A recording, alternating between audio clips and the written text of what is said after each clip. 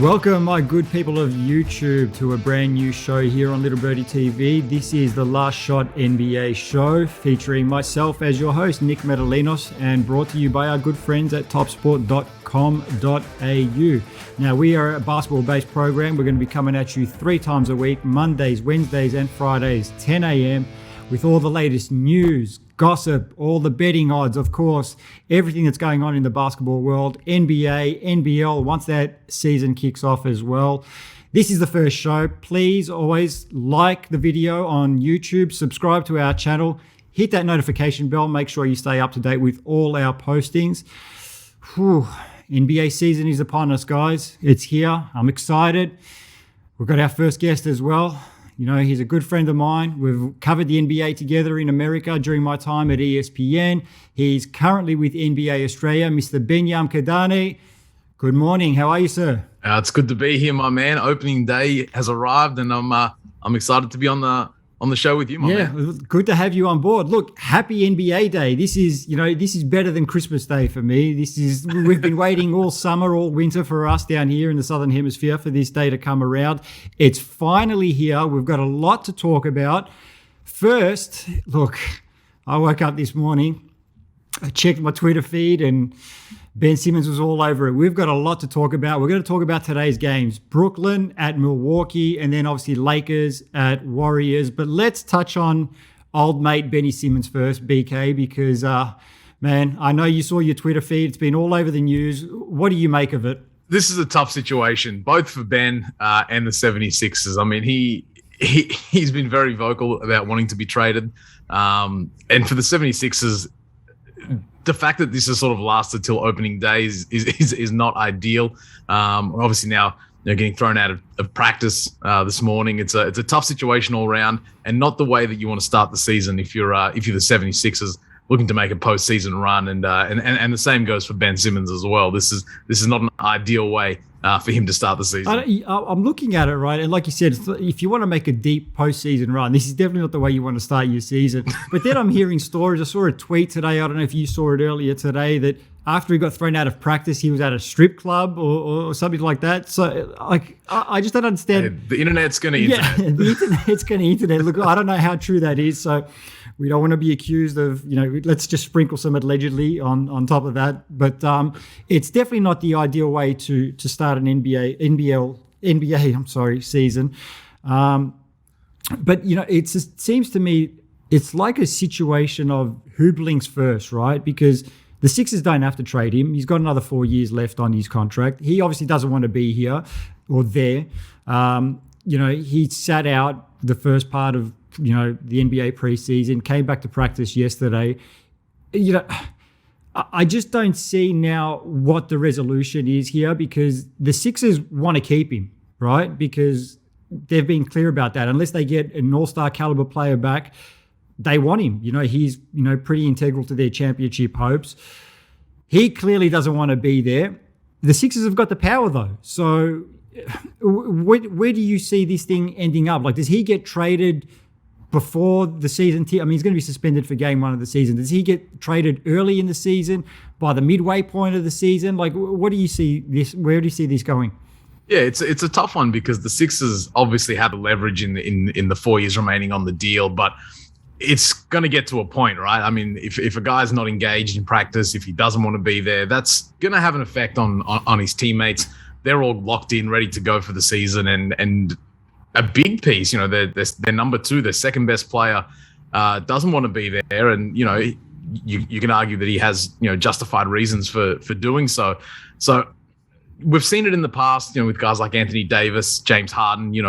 They've kind of made their requests, and they've kind of gone to practice and started the season, and then midway through, and whether it's December, we saw it with James Harden last season. After a couple of months, he found himself on a new team. So I think the Sixers, as much as they don't want to trade Ben Simmons, they're kind of being put in a position where, for the sake of their team, they might have to do it sooner rather than later, because how long is this going to drag on for them? That's exactly right. I mean, I saw Joel Embiid's, press availability where he actually said, basically, I don't care. Like, I don't want to talk about Ben Simmons. The guys that are here, we're cohesive. We've got chemistry. I don't want to talk about him. And the thing is, the longer this thing drags out, the more questions there are. And, I've spent a lot of time, obviously, as you know, spent 7 years in New York covering the league.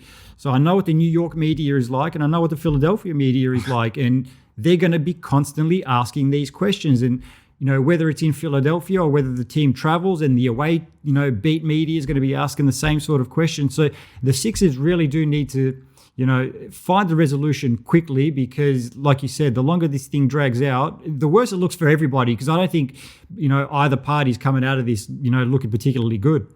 Definitely.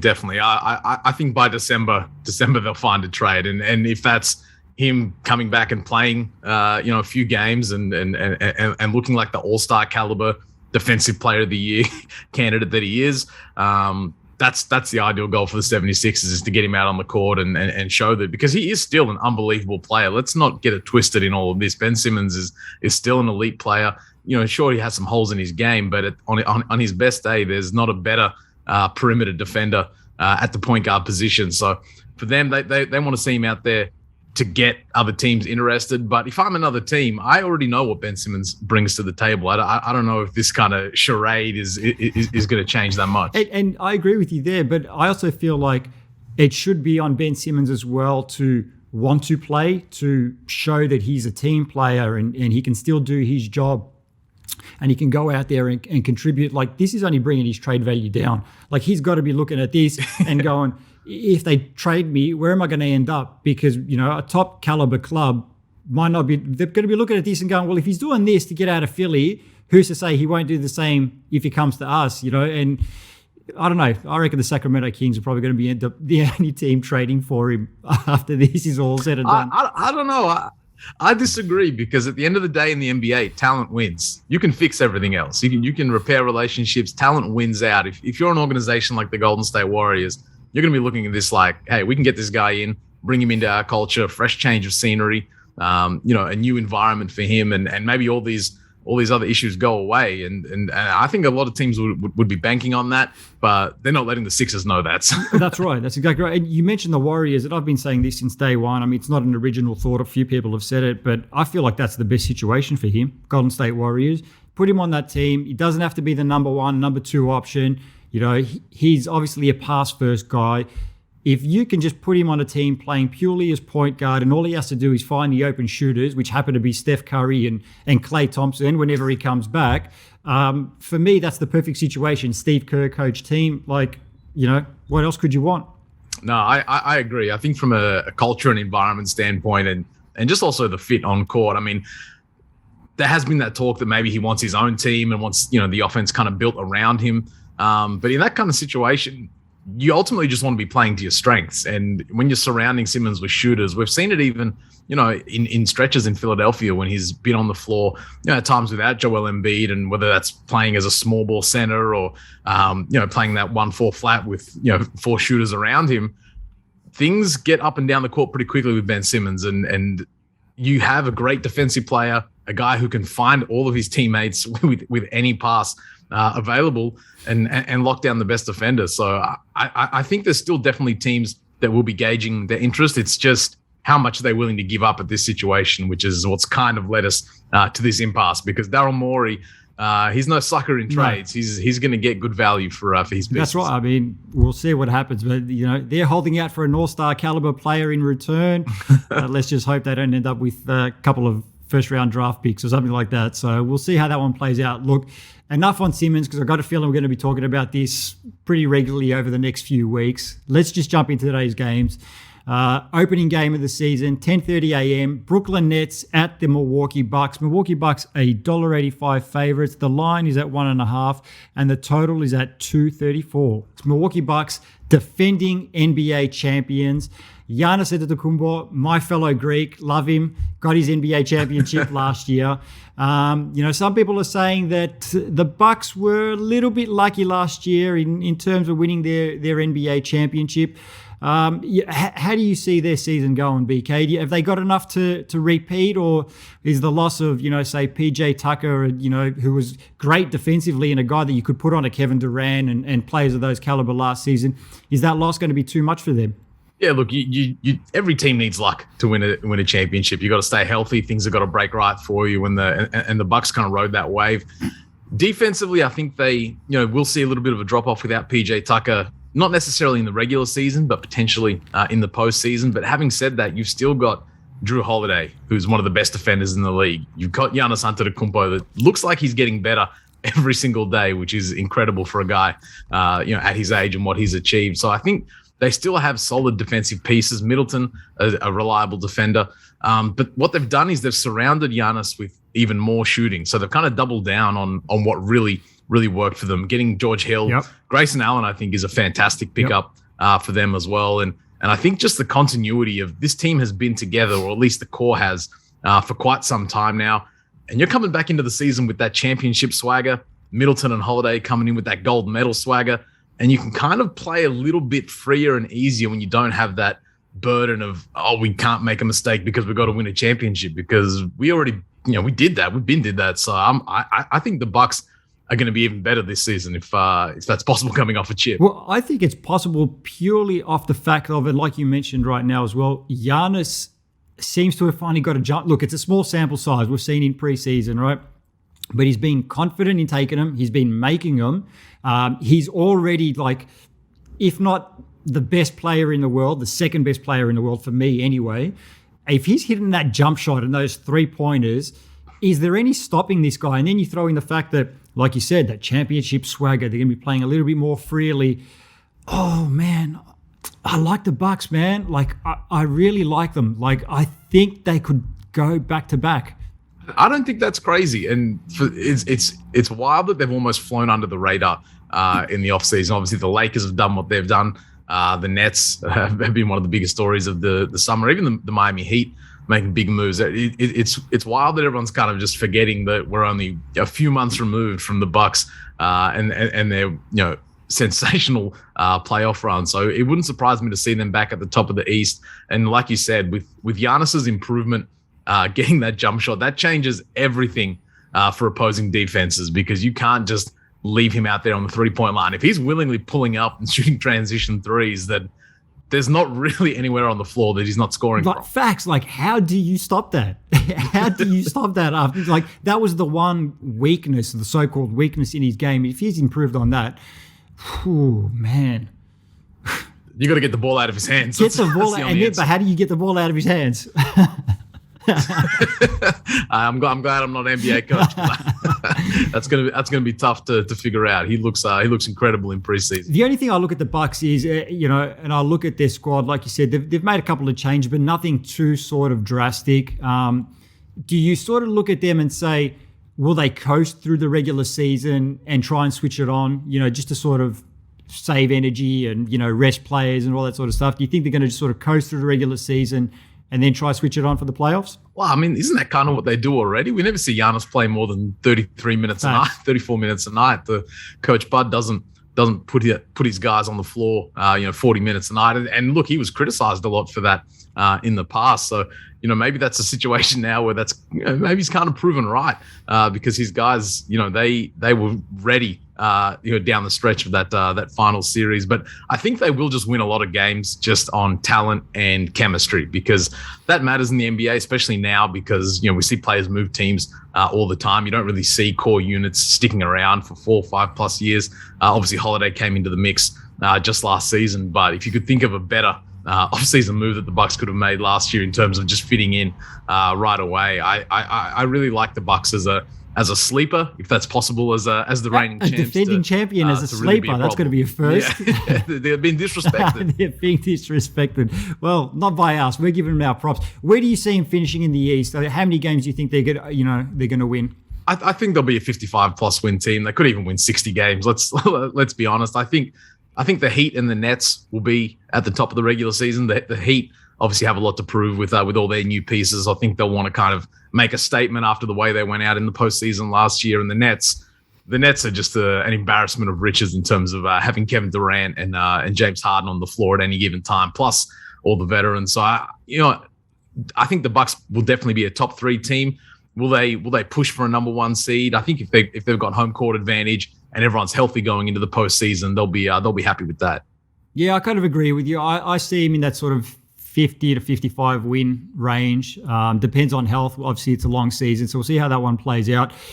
You mentioned the Brooklyn Nets. Let's talk about that because they've got an elephant in the room that they need to sort out as well, and that is Kyrie Irving and his vaccination status, which, he seems pretty intent on not getting vaccinated, which rules him out essentially of all games in New York, San Francisco, and Los Angeles, I believe. But the Nets have come out and said, look, we don't want a part-time player. We want a guy that's going to be here full-time. What's your take on that, BK? I think it's just, insanity that a guy's willing to walk away from, $30-odd million just to not get a vaccine. Yeah, that's a tough situation. I mean, Kyrie obviously has his reasons, but the impact, on a guy like Kevin Durant, who, I came here to win a championship in Brooklyn with Kyrie Irving. He's got to be feeling some type of way. James Harden as well. He hasn't had a ton of postseason success, on a team level in terms of getting to conference finals and finals consistently. He's only been to the finals one time with the Thunder. So it's tough. It's tough for the Nets because they still have the talent, I think, to do really well even without Kyrie. They went out and got Paul Millsap, Patty Mills, LaMarcus Aldridge coming back. So this team is still super talented, but that could be enough to get you somewhere in the regular season. But Kyrie Irving, let's not forget, on the playoff stage, we've seen him come up big time and time again. He's maybe the biggest shot in NBA Finals history. So seeing how this kind of unfolds, it doesn't look like there's really going to be, a break from either side here. And it's going to be something that hangs over the team, for the rest of the season if this is the way it goes. But who knows? Things could change, and the mandate doesn't look like it's going away anytime soon. But if you're Kevin Durant and James Harden, do you still think, we can still do this without Kai, or you think it's going to be a problem? I mean, you look at the Brooklyn Nets, it's amazing that we're even talking about them like this, because at any team that has Kevin Durant on it, you should automatically just think, all right, NBA Finals caliber team at the very least, right? Throw in James Harden and you start talking, all right, this is a championship quality team. With Kyrie Irving, they should be in the NBA Finals every single year, especially with that team, how it's so stacked. Adding a guy like Patty Mills now, who's going to be coming off the bench.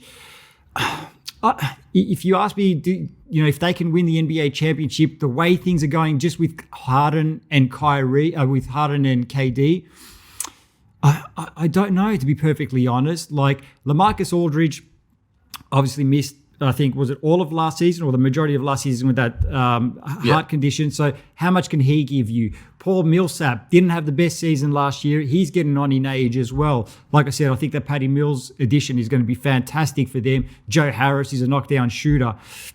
I'm not convinced, but then you can make the argument that last year, it was a little bit of luck, right? If KD is not wearing a size 17 shoe and it's a size 15 and that, toe is behind the three-point line, maybe they make the NBA Finals. Who knows?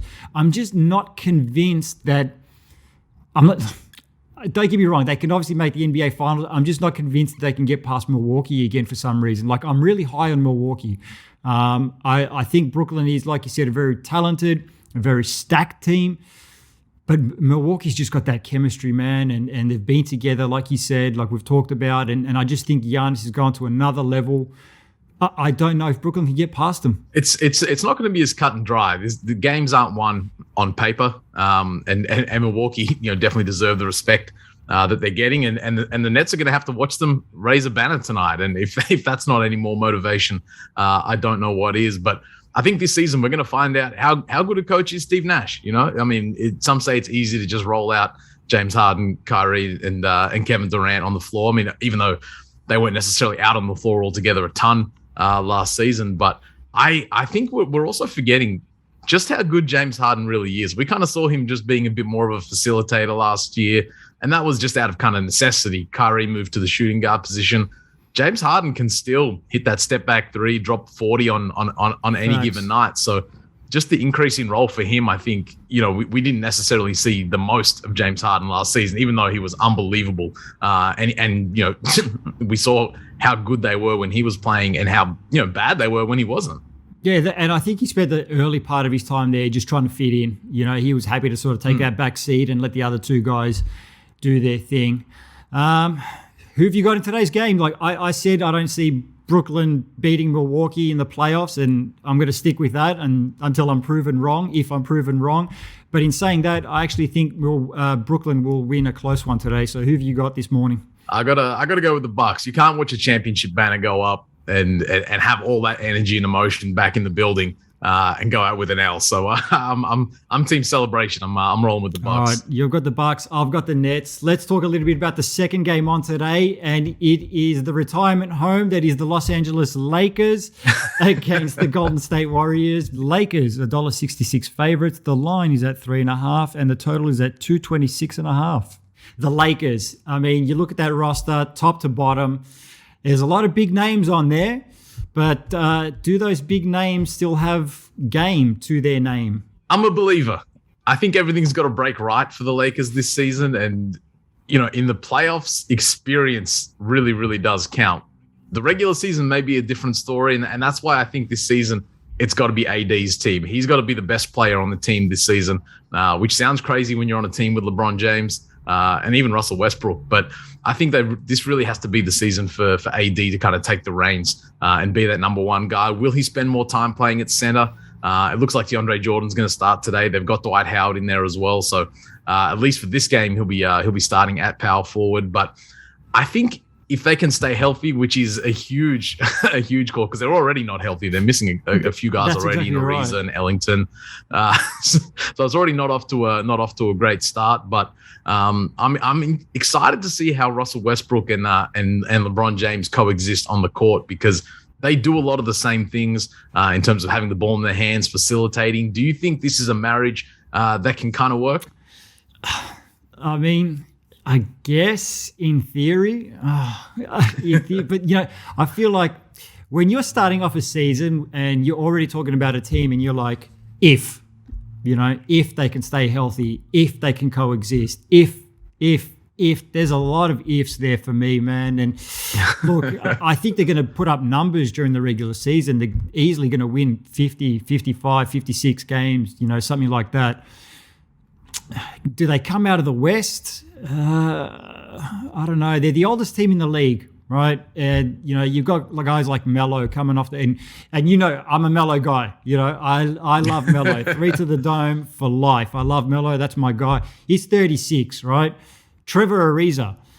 I didn't even know Trevor Ariza was still in the league, to be perfectly honest. You're signing these guys, and that's a joke, by the way, guys. I didn't know he was in the league.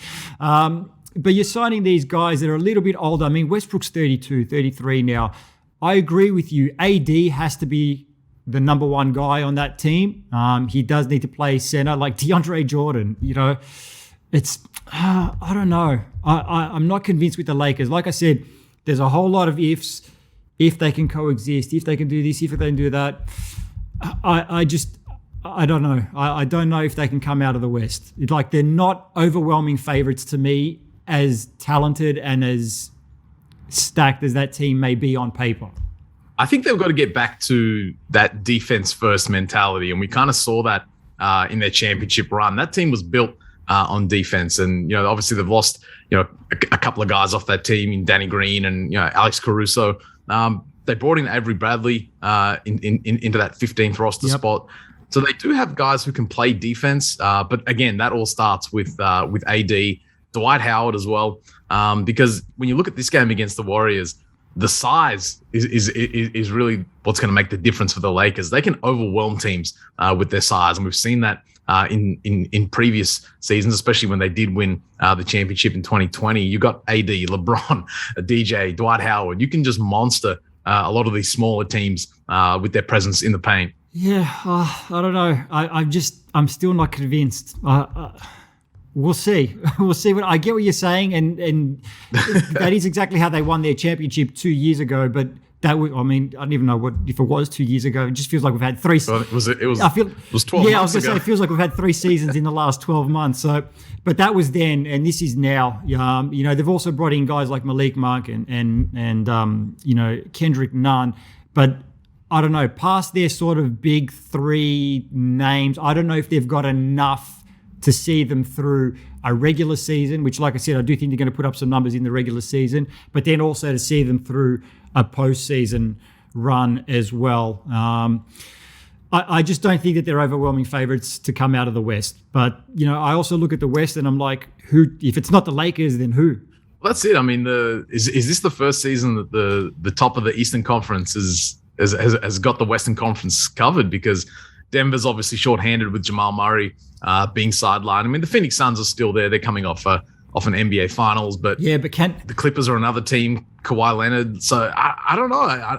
I still think the Lakers are in a pretty good position because let's not forget, LeBron James is still, what are you saying, the second or third best player in the league? Yeah. In some people's eyes, many say he's still the best. So I don't know. I'm not willing to bet against LeBron just yet. Yeah, I've been like that as well. I've always said, look, as long as LeBron is healthy and playing, you know, I'm never going to bet against LeBron. But I feel like this is that first year where I'm going to take a chance and not go all in on LeBron. That's bold. I mean, every year people say, "Oh, this is the year," and you know, last season was injuries to both him and AD that kind of derailed their season. But I think they've got a lot to prove, you know, because they went out in the first round after winning the title, and let's face it, like you said, it hasn't been that long between seasons. It's been a very short turnaround on both ends. So for them, they're coming in with an extended break, after that first round loss to Phoenix. So they've had plenty of time to kind of get things right. They've brought in a lot of new faces as well. There's a ton of new players on this team, so it may take a little bit of time to adjust. And I think Russell Westbrook is the biggest one in that formula because, as I said, the on-court meshing between him and LeBron will be interesting. And in an ideal world, do we kind of see, you know, maybe what we saw in Miami with Bron and D Wade, where, you know, Dwayne Wade, one of the best slashers in the league, can Russell Westbrook kind of take a little bit of that into his partnership with LeBron? We'll have to wait and see. BK, prediction for the Lakers. How many games do they win this season? I'm going to say 52. I still think they're going to be good. All right, I'm going to go with 54, actually. Like I said, I think they're going to put up numbers through the regular season. We'll see what happens after that. Now, their opponent today, the Golden State Warriors.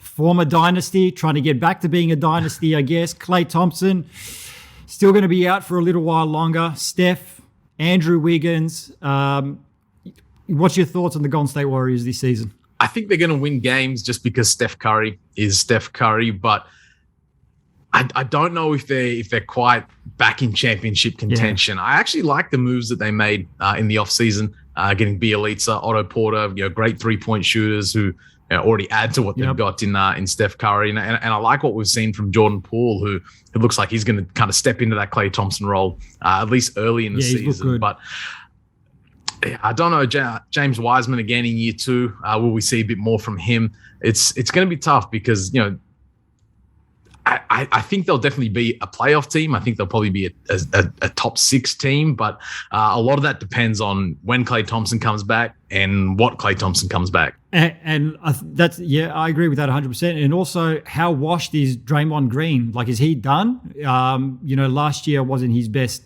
season. Is he done? Is he washed? What do we make of Draymond Green? And man's just won a gold medal. Cut him some slack. It will be interesting though through an 82-game regular season. You know, in the front court, he'll have Kevon Looney and James Wiseman, but that's not a very big front line. No. You've got 2 guys, over 7 foot there, and Draymond at the power forward position, doing what he does in terms of being a facilitator and a great defender. I think what Draymond does and does well, I don't necessarily think will be impacted, by his age. He's still an elite playmaker, a great passer, a very smart defender. He's not a guy that's jumping out of the gym to block shots. He's ahead of the play. He's reading things. So I still think Draymond, even as he's getting on, and he's not even really that old, he's not, can still be a very capable player on this team, especially when you're running sets with Steph Curry, who you've been doing this with for how many years. The game comes pretty easy for those two. So I still think hitting shots and knocking down threes, is that really still a part of Draymond's game? I don't know, but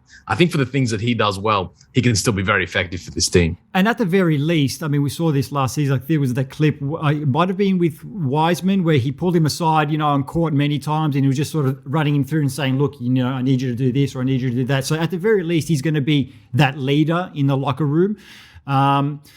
We spoke about it, just a little bit earlier. If they can somehow find a way to pull off a trade, maybe send Wiggins off to Philadelphia, or somehow get Ben Simmons back, I think that elevates them from sort of, mid to bottom playoff team, like that 6 to 8 seed. I think it elevates them probably up to maybe top 4, and then who knows, from there you can maybe make a nice little playoff run. Yeah, for sure. I mean, you kind of have to be in win now mode. You can't waste any more years of Steph Curry's prime.